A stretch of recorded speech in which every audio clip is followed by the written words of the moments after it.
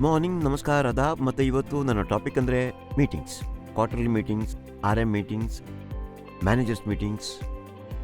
ಕಳೆದ ಒಂದೆರಡು ತಿಂಗಳಲ್ಲಿ ನಾನು ಹಲವಾರು ಕಡೆ ಮೀಟಿಂಗ್ಸ್ಗೆ ಹೋಗಿದ್ದೆ. ಅಲ್ಲಿ ಮೆಡಿಕಲ್ ರ್ಯಾಪ್ಸ್ ಇದ್ದರು, ಮ್ಯಾನೇಜರ್ಸ್ ಇದ್ದರು, ಸೀನಿಯರ್ ಮ್ಯಾನೇಜರ್ಸ್ ಇದ್ದರು, ಮಾರ್ಕೆಟಿಂಗ್ ಹೆಡ್ಸ್ ಇದ್ದರು, ಸೇಲ್ಸ್ ಹೆಡ್ಸ್ ಇದ್ದರು. ಅಲ್ಲಿ ನಾನು ಕೆಲವು ಅಬ್ಸರ್ವೇಷನ್ಸನ್ನು ಮಾಡಿದ್ದೆ. ನನಗನ್ಸುತ್ತೆ ಆ ಅಬ್ಸರ್ವೇಷನ್ಸನ್ನು ಗಮನದಲ್ಲಿಟ್ಕೊಂಡು ಕೆಲವೊಂದು ಸಲಹೆ ಕೊಡಬೇಕು ಅಂತ. ಮೀಟಿಂಗ್ಸ್ ಹೇಗೆ ಇರಬೇಕು, ಮೀಟಿಂಗ್ಸಲ್ಲಿ ಏನಿರಬೇಕು, ಇದನ್ನು ನಾನು ಯೋಚನೆ ಮಾಡಿ ಹೇಳ್ತಾ ಇರೋದು. ಮೀಟಿಂಗ್ಸ್ ಬಗ್ಗೆ ನಾನು ಏನು ಯೋಚನೆ ಮಾಡ್ತೇನೆ, ಐಡಿಯಲ್ ಆಗಿರುವಂಥ ವಿಧಾನ ಯಾವುದು ಮೀಟಿಂಗ್ನಲ್ಲಿ. ಮೀಟಿಂಗ್ಸ್ ನಡೆಯುವಾಗಲೆಲ್ಲ ಒಂದು ರೂಮ್ನಲ್ಲಿ 30 ಜನ ಕೂತ್ಕೊಂಡಿದ್ರೆ ಒಂದು 2-3 ವಿಷಯಗಳನ್ನು ಗಮನಿಸಬೇಕು. ಮೊದಲನೇದಾಗಿ ಅಲ್ಲಿ ಕ್ರಾಸ್ ಲರ್ನಿಂಗ್ ಇರಬೇಕು. ಮೀಟಿಂಗನ್ನು ಒಬ್ಬ ಮ್ಯಾನೇಜರ್ ಅಥವಾ ಲೀಡರ್ ನಡೆಸಿದರೆ ಕ್ರಾಸ್ ಲರ್ನಿಂಗ್ ಅನ್ನೋದನ್ನು ನಡೆಸೋದಕ್ಕೆ ಯಾವತ್ತೂ ಕೂಡ ಸಾಧ್ಯವೇ ಆಗೋದಿಲ್ಲ. ಅವರು ಚೇರಲ್ಲಿ ಕೂತ್ಕೊಂಡಿರ್ತಾರೆ, ಮಾತಾಡ್ತಾರೆ, ಎಲ್ಲ ಡೇಟಾದ ಬಗ್ಗೆ ಮಾತಾಡ್ತಾರೆ. ಡೇಟಾದ ಬಗ್ಗೆ ಮಾತಾಡೋದಕ್ಕೆ ಪ್ರಾರಂಭಿಸಿದಾಗ ಡೇಟಾ ಯಾವತ್ತೂ ಕೂಡ ಬೋರಿಂಗೇ ಆಗಿರುತ್ತೆ, ಎನರ್ಜಿ ಹೋಗುತ್ತೆ. ಅದು ಮೂಲತಃ ಎನರ್ಜಿಕಲ್ ಆಗಿದ್ದು ಯುವರ್ ಮೈಂಡ್ ಸ್ಟಾರ್ಟ್ಸ್ ಫಂಕ್ಷನಿಂಗ್. ಡೇಟಾದ ಜೊತೆ ಏನು ಮಾತನಾಡಿತೆ, ಅಲ್ಲಿ 4 ಜನ ಮುಂದೆ ಕೂತ್ಕೊಂಡಿರ್ತಾರೆ. ಆದರೆ ಮೊದಲಿನ 2 ಸಾಲುಗಳೇನಿವೆ, ಫಸ್ಟ್ 2 rows, ಮೀಟಿಂಗ್ ಅಲ್ಲೇ ನಡೆಯೋದು. ನೀವು ಮೀಟಿಂಗ್ ರೂಮಿಗೆ ಎಂಟರ್ ಆದಾಗೆ ಅದರ ಹಿಂಭಾಗದಿಂದ ನೋಡಿ, ಕೊನೆಯಲ್ಲಿರುವಂತಹ 3-4 ಸಾಲುಗಳಲ್ಲಿರುವಂತಹ ಜನರಿಗೆ ಬಹಳ ಬೋರ್ ಆಗಿರುತ್ತೆ. ಅವರು ಟೋಟ್ಲಿ ಬೋರ್ಡ್. ಏನು ಮಾಡೋದು? ಯಾರೋ ಫೋನ್ ಆಡ್ತಾರೆ, ಯಾರೋ ಮಾತಾಡ್ತಾ ಇರ್ತಾರೆ. They are doing their own things. ಅವರಿಗೆ ಇದ್ರ ಬಗ್ಗೆ ಕಾಳಜಿಯೇ ಇಲ್ಲ. ಮತ್ತೆ ಇದುವೇ ನಾನು ಹೇಳುವ ಇಶ್ಯೂ. ಈಗ ನೀವು ನಡೆಸುವ ಮೀಟಿಂಗ್ನಲ್ಲಿ 30 ಜನ ಕೂತ್ಕೊಂಡಿದ್ರೆ there should be cross learning. ಒಬ್ಬರು ಇನ್ನೊಬ್ಬರಿಂದ ಪರಸ್ಪರ ಕಲಿಬೇಕು. ಮತ್ತೆ ಇದು ಸಾಧ್ಯ ಇದೆ. ಕ್ರಾಸ್ ಲರ್ನಿಂಗ್ ಮಾಡೋದನ್ನ ಖಚಿತಪಡಿಸಬಹುದು. 1, ಮೀಟಿಂಗ್ ನಡೆಸುವಂತಹ ವ್ಯಕ್ತಿ ಯಾವಾಗಲೂ ನಡೆದಾಡ್ತಾ ಇರಬೇಕು, ನಿಂತ್ಕೊಂಡಿರ್ಬೇಕು, ಮಧ್ಯದಲ್ಲಿರಬೇಕು. ಅವರು ಪ್ರಶ್ನೆಗಳನ್ನ ಕೇಳಬೇಕು. ಹಿಂದಿನ ಸಾಲಲ್ಲಿರೋರಿಗೆ ಕೇಳಬೇಕು, ನಿಮಗೇನು ಅನ್ಸುತ್ತೆ, ಈ ಸ್ಲೈಡ್ ಏನ್ ನಡೀತಿದೆ, ವಾಟ್ ಆರ್ ಯುವರ್ ವ್ಯೂಸ್, ಕೇಳಬೇಕದನ್ನ. ಅವ್ರು ಯಾಕೆ ಈ ಹೊಸ ಪ್ರಾಡಕ್ಟ್ ಅನ್ನ ಇಷ್ಟೊಂದು ಮಾರಾಟ ಮಾಡ್ತಾರೆ, ನಿಮ್ಮ ಅನಾಲಿಸಿಸ್ ಏನು, ನೀವೆಷ್ಟು ಮಾರಾಟ ಮಾಡ್ತಾ ಇದ್ದೀರಿ. ಈಗ ಯಾರದನ್ನು ಮಾರಾಟ ಮಾಡ್ತಿದ್ದಾರೋ ಅಥವಾ ಮಾಡಿದಾರೋ, ಓಕೆ ಫೈನ್, ನೀವು ಅದನ್ನಷ್ಟು ಮಾರಾಟ ಮಾಡಿದಿರಿ, ಆದ್ರೆ ಹೇಗೆ ಮಾರಾಟ ಮಾಡಿದ್ರಿ, ನಿಮ್ಮ ವಿಧಾನ ಏನು? ವೇದಿಕೆಗೆ ಬರುವಂತಹ ಪ್ರತಿಯೊಬ್ಬ ಮೆಡಿಕಲ್ ರ್ಯಾಪ್ಸ್ಗೂ ನಾನು ನೋಡಿದ್ದೇನೆ, ಸಾಕಷ್ಟು ಸಮಯ ಸಿಗೋದಿಲ್ಲ. ಅವರಿಗೊಂದು 3-4 ನಿಮಿಷ ಕೊಡಿ, ಹಾಗೂ ಮೊದಲೇ ಅವರಿಗೆ ತಿಳಿಸಿಬಿಡಿ, ನೀವು ಬಂದಾಗ ನಿಮಗೆ 3-4 ನಿಮಿಷ ಮಾತ್ರ ಸಿಗೋದು. ನೀವು ಹೇಳಬೇಕಾದ್ದು 2-3 ಒಳ್ಳೆ ವಿಷಯ, ಚೆನ್ನಾಗಿ ಮಾಡೋದಕ್ಕೆ ಸಾಧ್ಯ ಆಗದ 1-2-3 ಪಾಯಿಂಟ್ಸ್, ಮತ್ತೊಂದು ಪ್ರಾಮಿಸ್ ಮಾಡಿ ಹೋಗಿ, ಇದನ್ನು ಮಾಡ್ತೀನಿ ಅಂತ. ಒಂದು 5 ಮಂದಿ ರ್ಯಾಪ್ಸ್ ಅದನ್ನು ಮಾಡಿದಾಗ ಆನಂತರ ಒಂದು 15-20 ನಿಮಿಷ ಫಸ್ಟ್ ಲೈನ್ ಮತ್ತು ಸೆಕೆಂಡ್ ಲೈನ್ ಆಡ್ ಮಾಡಿ ಮಾತಾಡಿ. ಮೀಟಿಂಗ್ನಲ್ಲಿ ಒಂದು ನಿರ್ದಿಷ್ಟ ಎಜೆಂಡಾ ಇರಬೇಕು, ಟೈಮ್ ಟೇಬಲ್ ಜೊತೆ. ನಾವು ನೋಡಿದ ಹಾಗೆ ಕೆಲವು ಜನರ ಬಗ್ಗೆ ಬಹಳ ಉದ್ದವಾದ ಮೀಟಿಂಗ್ ನಡೆಯುತ್ತೆ. ಕೆಲವು ಟೀಮ್ಸ್ನಲ್ಲಿ ಹಿಂದೆ ಕುಳಿತವರಿಗೆ ಅವಕಾಶವೇ ಸಿಗೋದಿಲ್ಲ. ನೀವೇ ಯೋಚಿಸಿ, ಒಂದು ಮೀಟಿಂಗ್ ಇದೆ ಅಂತಾದ್ರೆ ಬಹಳ ದೂರದಿಂದ ಬರ್ತೀರಿ, 100 ಕಿಲೋಮೀಟರ್ ದೂರದಿಂದ ಬಂದು ಹೋಗೋದು 200 ಕಿಲೋಮೀಟರ್ ಆಗುತ್ತೆ. ರಾತ್ರಿ ಎಲ್ಲ ಟ್ರಾವೆಲ್ ಮಾಡ್ಕೊಂಡು ಬರ್ತೀರಿ. ಅಲ್ಲಿ ನಿಮ್ಮ ಪಾರ್ಟಿಸಿಪೇಷನ್ ಇಲ್ಲ ಅಂತಂದ್ರೆ, ಅಲ್ಲಿನ ಸ್ಲೈಡ್ಸ್ ಅನ್ನ ನೋಡಿಲ್ಲ ಅಂದ್ರೆ, ಅವುಗಳು ಪರಿಣಾಮ ಬೀರಿಲ್ಲ ಅಂದ್ರೆ ಮೀಟಿಂಗ್ಸ್ ಕೇವಲ ನೀರಸ ಆಗ್ಬಿಡುತ್ತೆ, ಬೋರ್ ಆಗುತ್ತೆ, ಅವರಿಗೆ ಬರ್ಡನ್ ಆಗುತ್ತೆ. ಹಾಗಾಗಿಯೇ ನಾನು ಹೇಳೋದು, ಒಂದು ವಿಷಯವನ್ನ ಯಾವಾಗಲೂ ನೆನ್ಪಿಟ್ಕೊಳ್ಳಿ. ಬಾಟಮ್ ಲೈನ್ ಏನು? Cross learning. ಇನ್ನೊಂದು ಬಾಟಮ್ ಲೈನ್ ಅಂದ್ರೆ, ಜನರು ತಮ್ಮ ಮೀಟಿಂಗ್ ಅನ್ನ ಮುಗಿಸಿ ಮತ್ತೆ ಮನೆಗೆ ಮರಳಿದಾಗ ಅವರ ಮನಸ್ಸಿನಲ್ಲಿ ಆ ಮೀಟಿಂಗ್ನ ಹ್ಯಾಂಗ್ ಓವರ್ ಇರುತ್ತೆ. ನನ್ನನ್ನು ಜನರು ಅಪ್ರಿಷಿಯೇಟ್ ಮಾಡಿದ್ರು, ಚಪ್ಪಾಳೆ ತಟ್ಟಿದ್ರು, ಹೊಗಳಿದ್ರು. ನನ್ನನ್ನು ಕ್ರಿಟಿಸೈಸ್ ಮಾಡಲಾಯಿತು, ಇನ್ಸಲ್ಟ್ ಮಾಡಿಲ್ಲ, ಕ್ರಿಟಿಸೈಸ್ ಮಾಡಿದ್ರು. ನನ್ನ ಮಾತು ಕೇಳಲಾಯಿತು, ನನ್ನ ಡೀಟೇಲ್ಸ್ ನೋಡಲಾಯಿತು, ನಾನು ಡೀಟೇಲಿಂಗ್ಸ್ ಚೆನ್ನಾಗಿ ಮಾಡಿದ್ದೆ, ನನಗಿಂತ ಇನ್ನೊಬ್ಬ ಚೆನ್ನಾಗಿ ಮಾಡಿದ್ದ, ಅಥವಾ ಇನ್ನೊಬ್ಬನಿಗಿಂತ ನಾನು ಚೆನ್ನಾಗಿ ಮಾಡಿದ್ದೆ, ನನ್ನ ಬಗ್ಗೆ ಮೀಟಿಂಗ್ನಲ್ಲಿ ಡಿಸ್ಕಸ್ ಮಾಡಲಾಯಿತು. ಈ ರೀತಿಯಾದಂತಹ ಮನೋಭಾವನೆ ಜನರಲ್ಲಿ ಹುಟ್ಟಿಸುತ್ತಂದ್ರೆ ಆ ಮೀಟಿಂಗ್ ಸಫಲವಾಗಿದೆ. ಅದನ್ನು ಹೇಗೆ ಮಾಡೋದು? ಪ್ರಶ್ನೆ ಅಂದ್ರೆ, ಅದನ್ನು ಹೇಗೆ ಮಾಡೋದು ನಾವು? ರೂಲ್ ನಂಬರ್ 1, ಮೀಟಿಂಗ್ ಯಾವಾಗಲೂ ಪಾಸಿಟಿವ್ ನೋಟ್ನಿಂದ ಪ್ರಾರಂಭ ಆಗಬೇಕು. ನಾವು ಮೀಟಿಂಗನ್ನು ಕ್ಲಾಪಿಂಗ್ನಿಂದ, ಆಂಥಮ್ನಿಂದ ಸ್ಟಾರ್ಟ್ ಮಾಡಬೇಕು. ಮೀಟಿಂಗನ್ನು ಯಾವತ್ತೂ ಕೂಡ ಸ್ವಾರ್ಥದಿಂದ ಪ್ರಾರಂಭಿಸಬಾರದು. ನನಗೆ ಸೇಲ್ಸ್ ಬೇಕು, ನನಗೆ ಗ್ರೋತ್ ಬೇಕು, ಪ್ರೊಡಕ್ಟಿವಿಟಿ ಬೇಕು, ನಿಮ್ಮಿಂದ ಇಷ್ಟೇ ಬಂದಿದ್ದು, ಈ ರೀತಿ ಮೀಟಿಂಗ್ ಅನ್ನ ಯಾವತ್ತೂ ಶುರು ಮಾಡಬಾರ್ದು. Meeting should start with you. ಆ ರೂಮಲ್ಲಿ ಕುಳಿತವರಿಂದ, ನಮ್ಮ ಜನರು ಈ ಒಳ್ಳೆ ಕೆಲಸ ಮಾಡಿದ್ದಾರೆ, ನಮ್ಮ ಜನರು ಸೇಫ್ ಟ್ರಾವೆಲ್ ಮಾಡಬೇಕು, ನಮ್ಮವರಿಗೆ ಇಷ್ಟೊಂದು ಮೆಡಲ್ ಸಿಕ್ಕಿದೆ, ನಮ್ಮವರು ಇಷ್ಟೊಂದು ಇನ್ಸೆಂಟಿವ್ ಸಂಪಾದಿಸಬೇಕು, ಮತ್ತೆ ಇಷ್ಟೊಂದು ಸಾಧನೆ ಮಾಡಿದ್ರೆ ಫಾರಿನ್ ಟ್ರಿಪ್ ಸಿಗಬಹುದು, ಇಷ್ಟು ಮಂದಿ ಫಾರಿನ್ ಟ್ರಿಪ್ ಮಾಡಿದ್ದಾರೆ. ನಮ್ಮ ಈ ರೂಮ್ನಲ್ಲಿ ಏನ್ ಜನ ಕೂತ್ಕೊಂಡಿದ್ದಾರೆ ಅವರಲ್ಲಿ 7 ಮಂದಿ ಅವರು ಟ್ರಿಪಲ್ ಡೈಮಂಡಿನ ಮಟ್ಟಕ್ಕೆ ತಲುಪಿಬಿಟ್ಟಿದ್ದಾರೆ. ಅವರನ್ನ ಶ್ಲಾಘಿಸೋದು, ಕ್ಲಾಪಿಂಗ್ ಫಾರ್ ದಿಸ್ ಪೀಪಲ್. ಇವರಲ್ಲಿ 5 ಮಂದಿ ಹೇಗೆ ಅಂದ್ರೆ ಡಬಲ್ ಡೈಮಂಡ್ ತಗೋತಾರೆ. ಅವರು ಇನ್ನಷ್ಟು ಪ್ರಯತ್ನ ಪಟ್ಟರೆ ಟ್ರಿಪಲ್ಗೆ ಬರಬಹುದು. ಆದರೆ 2 ವ್ಯಕ್ತಿಗಳು ಇನ್ನೂ ಕೂಡ ಬಹಳ ಕೆಳಮಟ್ಟದಲ್ಲಿದ್ದಾರೆ. ಈ ರೀತಿಯಾಗಿ ಪ್ರಾರಂಭಿಸಬೇಕು ನಿಮ್ಮಿಂದ. ಮೀಟಿಂಗ್ ನಲ್ಲಿ ನೀವು ಮೂಲತಃ ಜನರನ್ನು ಒಳಗೊಂಡಾಗ, ಅವರ ಹೆಸರು, ಅವರ ಬಗ್ಗೆ ಡಿಸ್ಕಸ್ ಮಾಡಿದಾಗ, ಆಗ ಮೀಟಿಂಗ್ಸ್ ಪರಿಣಾಮಕಾರಿಯಾಗುತ್ತೆ. ಇದು rule number 1. Rule number 2, seniors ಏನ್ ಮಾಡಬೇಕು? ಹೆಡ್ ಆಫೀಸ್ ಇಂದ ಬರ್ತಾರಲ್ಲ, ಅಥವಾ ZM ಅಥವಾ ಸ್ಟೇಟ್ ಹೆಡ್, ಅವ್ರೇನ್ ಮಾಡಬೇಕು?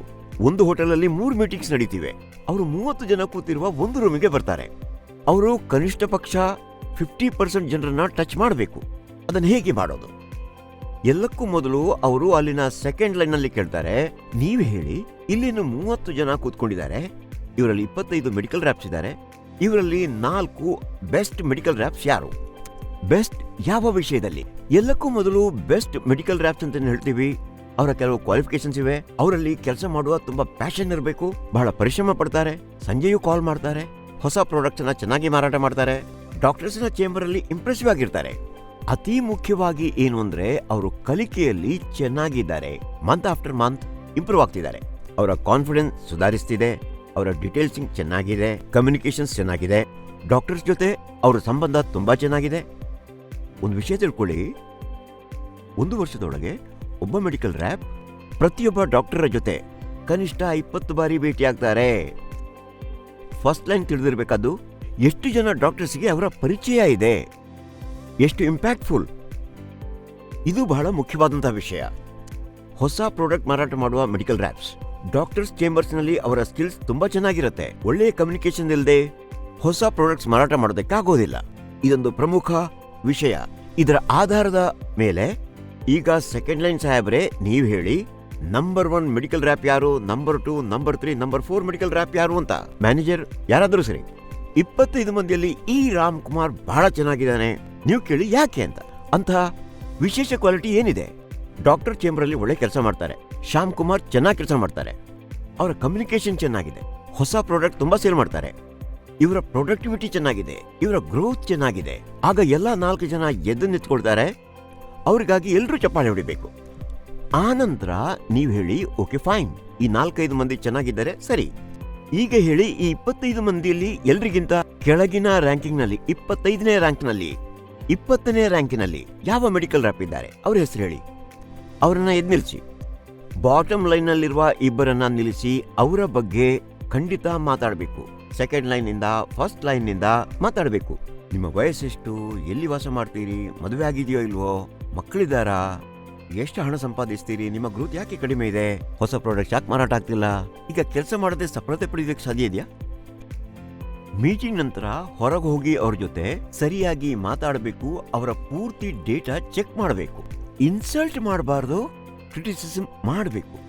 ಹೌದು, ಅದು ಬಹಳ ಮುಖ್ಯ. ಒಂದು ಮೀಟಿಂಗ್ ನ ಬಹಳ ಪ್ರಮುಖವಾದಂತಹ ಪಾತ್ರ ಇದು. ಈಗ ಇದರರ್ಥ ಏನು ಅಂದ್ರೆ, 25 ಜನರ ಪೈಕಿ ನೀವು ಸುಮಾರು 6-7 ಜನರನ್ನ ಟಚ್ ಮಾಡಿದ್ದೀರಿ, ಅಂದ್ರೆ ಸುಮಾರು 25%. 25 ಜನರ 25% ಅಂದ್ರೆ ಸುಮಾರು ಇಷ್ಟೇ ಆಗುತ್ತೆ. ಈಗ ಇನ್ನೊಂದು ಪ್ರಶ್ನೆಯನ್ನ ಕೇಳಬಹುದು, you want to touch more people.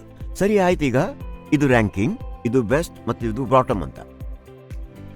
ಈಗ ಒಂದು ವಿಷಯ ಹೇಳಿ, ಈ ಎಲ್ಲ 25 ಮಂದಿಗಳಲ್ಲಿ ಸೇಲ್, ಗ್ರೋತ್ ಎಲ್ಲವನ್ನು ಈಗ ಮರ್ತು ಬಿಡಿ. ಕೇವಲ ಒಂದು ಕ್ವಾಲಿಟಿಯ ಮೇಲೆ ನೀವು ಹೇಳಿ, ಯಾವ ಹುಡುಗ ತುಂಬಾ ಪ್ರಯತ್ನ ಪಡ್ತಾ ಇದ್ದಾನೆ, ಸಾಯಂಕಾಲ ಕೂಡ ಕೆಲಸ ಮಾಡ್ತಾನೆ, ಪ್ರಯತ್ನ ಪಡ್ತಾ ಇದ್ದಾನೆ, ಸೇಲ್ ಇದೆಯೋ ಇಲ್ಲ, ಹೊಸ ಪ್ರಾಡಕ್ಟ್ ಮಾರಾಟ ಆಗತ್ತೋ ಇಲ್ಲ, ನೋ ಪ್ರಾಬ್ಲಮ್ಸ್, ಒಂದೇ ಕ್ವಾಲಿಟಿ, ತುಂಬಾ ಹಾರ್ಡ್ ವರ್ಕ್ ಮಾಡುವಂತವ್ರು, ಯಾವ್ದಾದ್ರು ಒಂದು ಹೆಸರು ಬರುತ್ತೆ. ಇವರು ಬಹಳ ಪರಿಶ್ರಮಿ ಅಂತ, ಮತ್ತೆ ಇವರು ಪರಿಶ್ರಮಿ, 2 ಹೆಸರು ಬರುತ್ತೆ.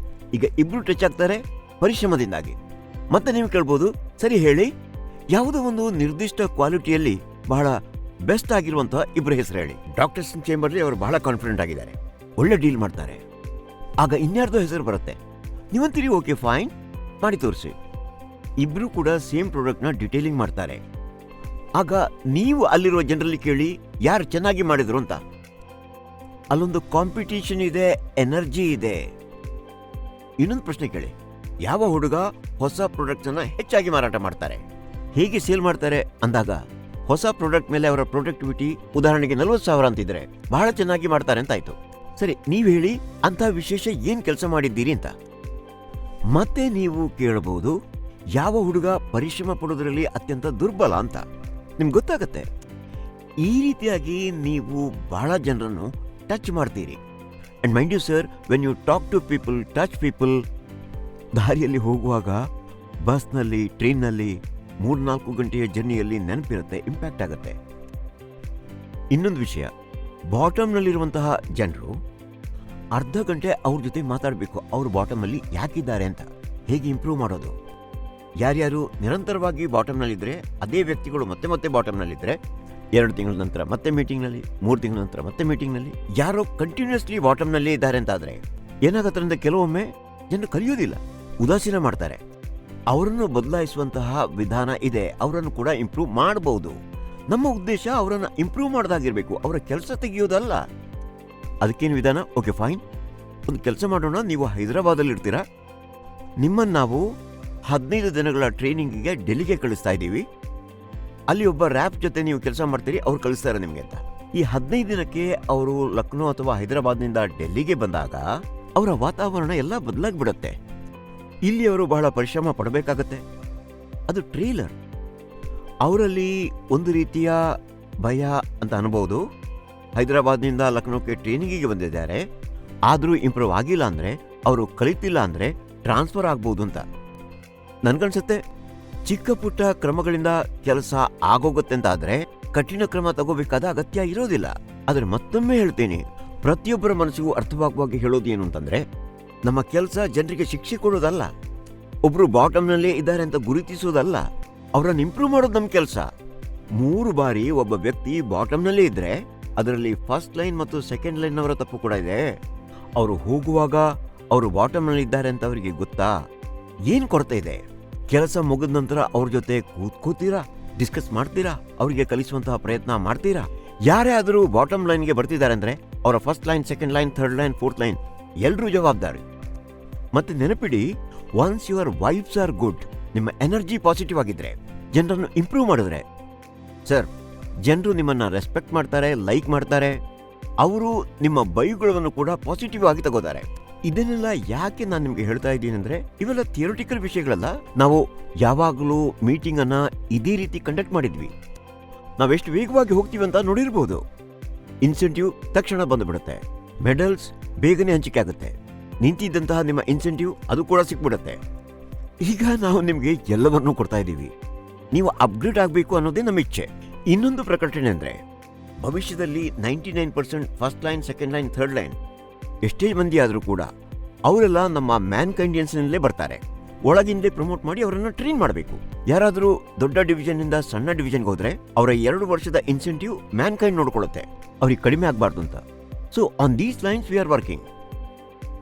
ಇದು ಸರಿಯಾದ ವಿಧಾನ ಮೀಟಿಂಗ್ ನಡೆಸೋದಕ್ಕೆ.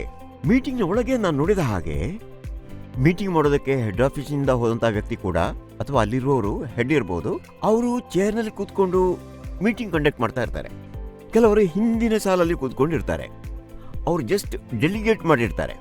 ಡೆಲಿಗೇಷನ್ ಮಾಡಬೇಕು ಅಂದ್ರೆ ಡೆಲಿಗೇಷನ್ನ ಅರ್ಥ, ಈಗ ಮೀಟಿಂಗ್ನಲ್ಲಿ ಎನರ್ಜಿ ಇಲ್ಲ ಅಂತಂದ್ರೆ, ನೀರಸವಾಗಿದೆ, ಧ್ವನಿಯೇ ಬರ್ತಾ ಇಲ್ಲ, ನಿದ್ದೆ ಮಾಡ್ತಾ ಇದ್ದಾರೆ ಅಂದ್ರೆ ಆಗ ಮೀಟಿಂಗ್ ಚೆನ್ನಾಗಿರುತ್ತಾ? ಖಂಡಿತವಾಗಿಯೂ ಮೀಟಿಂಗ್ ಚೆನ್ನಾಗಿ ಇರೋದಿಲ್ಲ. ಆಗ if you want to conduct a good kind of meeting, ನಿಮ್ಮ ತಲೆಯಲ್ಲಿ ಒಂದು ವಿಷಯ ಇರಬೇಕು, ಸರ್, ರೂಮಿನ ಒಳಗೆ ಎನರ್ಜಿ ಇರಬೇಕು, ಆಗ ಮೀಟಿಂಗ್ಸ್ ಚೆನ್ನಾಗಿ ಆಗ್ತವೆ. ಕೆಲವು ಮೀಟಿಂಗ್ಸ್ನಲ್ಲಿ ನಾನು ನೋಡಿದ್ದೇನೆ, ಹಲವಾರು ಮೀಟಿಂಗ್ಗಳಲ್ಲಿ ಆ ಮೀಟಿಂಗ್ ಪ್ರಾರಂಭ ಆಗೋದು ನಂಬರ್ನಿಂದ. ಈಗ ಯೋಚನೆ ಮಾಡಿ, ನಂಬರ್ನಿಂದ ನೀವು ಮೀಟಿಂಗ್ ಪ್ರಾರಂಭಿಸಿದ್ರೆ ಅದರಲ್ಲಿ ಎನರ್ಜಿ ಇರೋದಿಲ್ಲ. ನಂಬರ್ಸ್ ಇರಬಾರ್ದು ಅಂತ ಹೇಳೋದಲ್ಲ ನಾನು, ಅದರ ಮೊದಲು ಅದರಲ್ಲಿ ಮನುಷ್ಯರೇ ಇರಬೇಕು. ಈಗ ನೋಡಿ, ಉದಾಹರಣೆಗಾಗಿ ಈ ರಿಸಲ್ಟ್ ಏನಿದೆ, ಆ ರಿಸಲ್ಟ್ ಹಿಂದಿನ ದಿನಗಳದ್ದು ಮುಗಿದೋಯ್ತು, ಕಳೆದ ತಿಂಗಳು, ಕಳೆದ ವರ್ಷದ ಸೇಲ್ ಅದು ಮುಗಿದೋಯ್ತು, ಪಾಸ್ಟ್. ಆ ರಿಸಲ್ಟ್ ಯಾವ ಕಾರಣದಿಂದ ಬಂದಿದೆ? ನೀವು ಯಾವುದೋ ಒಂದು ಪ್ರೋಸೆಸ್ ಅನ್ನ ಅನುಸರಿಸಿದ್ದೀರಿ, ಯಾವುದೋ ಸ್ಟ್ರಾಟಜಿ ಇತ್ತು. ಇದಕ್ಕಿಂತ ಒಂದು ಸ್ಟೆಪ್ ಹಿಂದೆ, 2 ಸ್ಟೆಪ್ ಹಿಂದೆ ಏನಿತ್ತು ಅಂದ್ರೆ, ಪ್ರೋಸೆಸ್ಗೂ ಮೊದಲು ಬರುತ್ತೆ ಸ್ಕಿಲ್, ಸ್ಕಿಲ್ಗೂ ಮೊದಲು ಬರುತ್ತೆ ವಿಲ್ಗೂ ಮೊದಲೇ ಬರುತ್ತೆ ಮೈಂಡ್ ಸೆಟ್, ಮತ್ತೆ ಮೈಂಡ್ ಸೆಟ್ ನಲ್ಲಿ ಇರೋದು ಜನರು. ನಾನು ನೋಡಿದ್ದೀನಿ ಬೇರೆ ಕಂಪನಿಗಳಲ್ಲಿ ಹೆಚ್ಚಿನ ಮ್ಯಾನೇಜರ್ಸ್ ಅವರು ಹೆಚ್ಚಾಗಿ ರಿಸಲ್ಟ್ ಬಗ್ಗೆ ಕೆಲಸ ಮಾಡ್ತಾರೆ. ರಿಸಲ್ಟ್ ನನಗೆ ಫಲಿತಾಂಶ ಬೇಕು, ನನಗೆ ರಿಸಲ್ಟ್ ಬೇಕು ಅಂತಾರೆ. ನಾನು ನಿಮಗೆ ಒಂದು ವಿಶೇಷ ಇನ್ಸಿಡೆನ್ಸ್ ಬಗ್ಗೆ ಹೇಳ್ತೀನಿ, ವಿಚ್ ಹ್ಯಾಪನ್ ವಿತ್ ಮೀ. ಮ್ಯಾನ್ಕೈಂಡ್ನ IPO ಬಂದಾಗ 3.5 ವರ್ಷದ ಹಿಂದೆ IPO ಬಂದ ನಂತರ ಸಹಜವಾಗಿ ನೀವು ಹೇಗೆ ಬಿಹೇವಿಯರ್ ಮಾಡಬೇಕು ಅಂತ ಕಲಿಬೇಕು. So I meet 2 great gentlemen. ಒಬ್ಬರು ದೊಡ್ಡ ಬ್ಯಾಂಕರ್, ಭಾರತದ ನಂಬರ್ 1 ಬ್ಯಾಂಕರ್, ಇನ್ನೊಬ್ಬರು ದೊಡ್ಡ ಇಂಡಸ್ಟ್ರಿಯಲಿಸ್ಟ್. ಅವ್ರ ಜೊತೆ ಮಾತನಾಡ್ತಾ ಇರುವಾಗ, ಅಂದರೆ ಚಹಾ ಕುಡಿದು ಚರ್ಚೆ ಮಾಡ್ತಾ ಇರುವಾಗ, ನಾವೇನೇನು ಮಾಡಬೇಕು, ಯಾವ ರೀತಿ ಬಿಹೇವ್ ಮಾಡಬೇಕು, ಏನು ಕೆಲಸ ಮಾಡಬೇಕು ಅಂತ ನಿಜ ಹೇಳ್ತೀನಿ, ಇಬ್ರು ಒಂದೇ ಅಡ್ವೈಸ್ ಕೊಟ್ಟರು. ನಂಬರ್ 1, ನೀವು ಮ್ಯಾನ್ಕೈಂಡ್ನ ಶೇರ್ ಪ್ರೈಸ್ ಬಗ್ಗೆ ನೋಡಬೇಡಿ. ಶೇರ್ ಪ್ರೈಸ್ ನೋಡೋದ್ರಿಂದ ಶೇರ್ ಬೆಲೆ ಹೆಚ್ಚಾಗೋದಿಲ್ಲ. ಇನ್ನೊಂದು, ನಿಮ್ಮ ಎಲ್ಲ ಎನರ್ಜಿ, ಎಲ್ಲ ಫೋಕಸ್ ಮ್ಯಾನ್ಕೈಂಡ್ನ ಕುಂದು ಕೊರತೆಗಳನ್ನ ನಿವಾರಿಸುವಲ್ಲಿ ತೊಡಗಿಸಿಕೊಳ್ಳಿ. ಏನ್ ಕೊರತೆ ಇದ್ರು ಅದ್ರ ಬಗ್ಗೆ ಕೆಲಸ ಮಾಡಿ, ಲಾಂಗ್ ಟರ್ಮ್ ಬಗ್ಗೆ ಕೆಲಸ ಮಾಡಿ. 3 ತಿಂಗಳ 2 ತಿಂಗಳ ಬಗ್ಗೆ ನೀವು ಹೆಚ್ಚು ತಲೆ ಕೆಡಿಸಿಕೊಳ್ಬೇಡಿ. ಆ ಮೀಟಿಂಗ್ ನಂತರ ನಾನು ನನ್ನ ಕಾರ್ನಲ್ಲಿ ಟ್ಯಾಕ್ಸ್ನಲ್ಲಿ ಕೂತ್ಕೊಂಡಿರುವಾಗ ಯೋಚನೆ ಮಾಡಿದೆ ಮತ್ತು ಮನಿ ಕಂಟ್ರೋಲ್ ಅನ್ನ ನನ್ನ ಫೋನ್ನಿಂದ ಕಟ್ ಮಾಡಿದೆ. ನಾನು ಮ್ಯಾನ್ಕೈಂಡ್ನ ಶೇರ್ ಪ್ರೈಸ್ ಅನ್ನ ನೋಡೋದನ್ನೇ ಬಿಟ್ಬಿಟ್ಟೆ.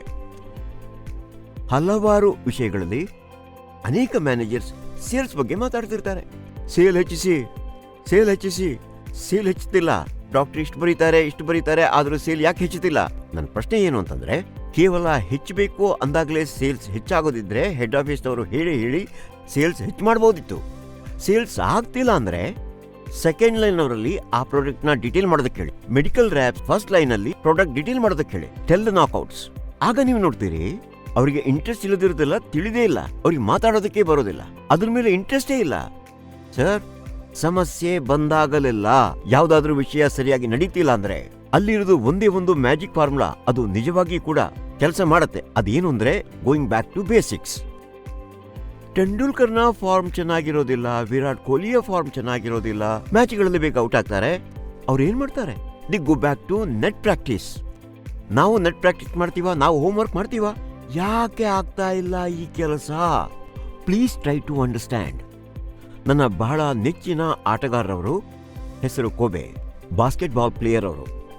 ಒಂದು ಬಾರಿ ಕೊನೆಯಲ್ಲಿ ಅಂದರೆ ಫೈನಲ್ ಮೊಮೆಂಟ್ಸ್ನಲ್ಲಿ ಹಿ ಮಿಸ್ಡ್ 3 ಶಾಟ್ಸ್ ಮತ್ತು ಟೀಮ್ ಮ್ಯಾಚಲ್ಲಿ ಸೋತ್ಬಿಡ್ತು. ಅವರು ತಲೆ ಮೇಲೆ ಕೈ ಇಟ್ಟು ಕೂತ್ಕೊಂಡಿದ್ರು. ಒಬ್ಬ ರಿಪೋರ್ಟರ್ ಕೇಳಿದ್ರು, ನಿಮಗೆ ಬಹಳ ಬೇಜಾರಾಗಿರ್ಬೋದು, ಬಹಳ ದುಃಖ ಆಗಿರ್ಬೋದು, ನೀವು ಮ್ಯಾಚ್ ಸೋತಿದ್ದೀರಿ, 3 ಶಾಟ್ ನಿರಂತರವಾಗಿ ಮಿಸ್ ಮಾಡಿದ್ರಿ. ಅವ್ರು ಏನಂದ್ರು ಗೊತ್ತಾ?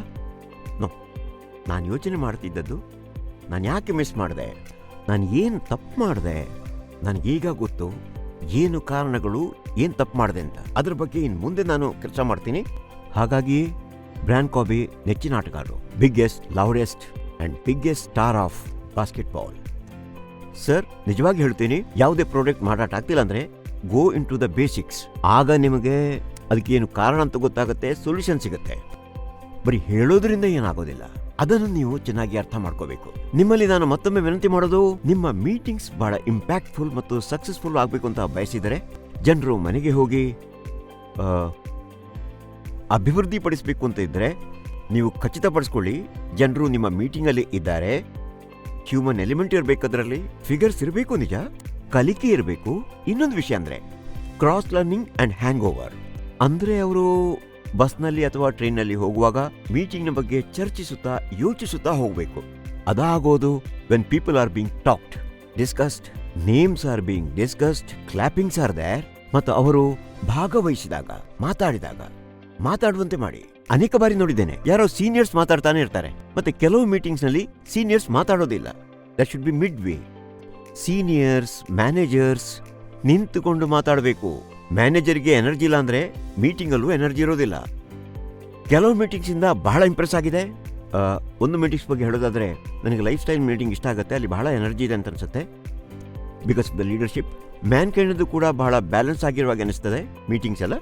ಈ 2 ಮೀಟಿಂಗ್ಸ್ ನನಗೆ ತುಂಬಾ ಇಷ್ಟ ಆಗುತ್ತೆ ಅಂತ ನಾನು ಹೇಳ್ತೀನಿ. ಇಷ್ಟ ಆಯ್ತು, ಗುಡ್ ಫೀಲಿಂಗ್ಸ್ ಆರ್ ದೇರ್.